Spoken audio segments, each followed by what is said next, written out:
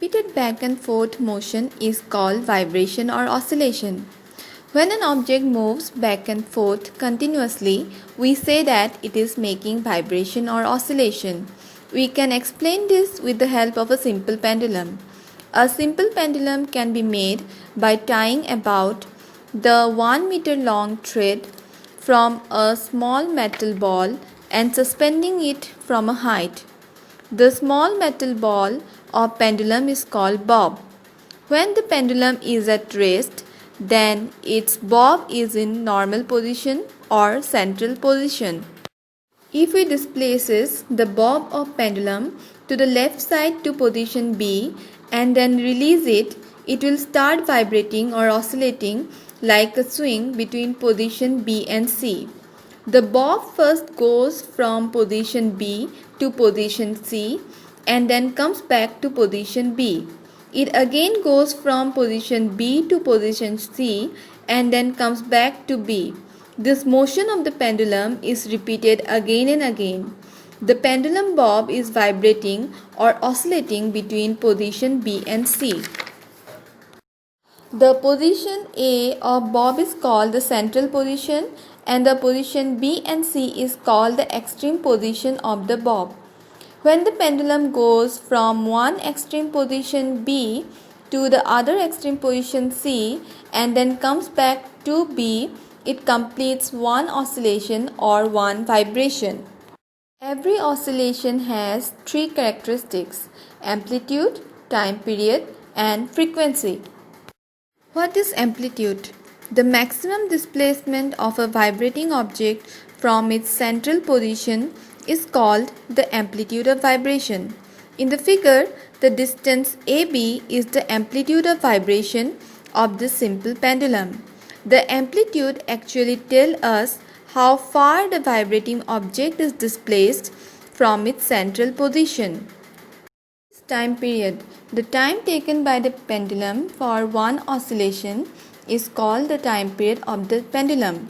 The SI unit of time period is second. It remains fixed as long as the length of the pendulum does not change. It is difficult to calculate the time period for a single oscillation. Therefore, if you measure the time period for 10 oscillations and divide the total time by 10, it will give you the time period for one oscillation.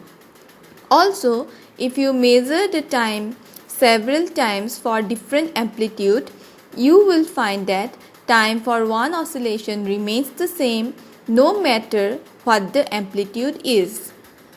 This frequency. The number of oscillations per second is called the frequency of oscillation. For a pendulum of given length, the frequency remains constant. The frequency is measured in Hz.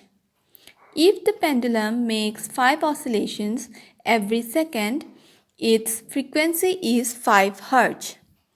The frequency actually tells us how fast the vibrating object repeats its motion. The frequency can be given as the reciprocal of time period.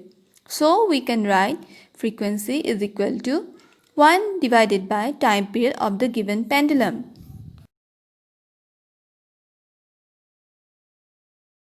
What is loudness?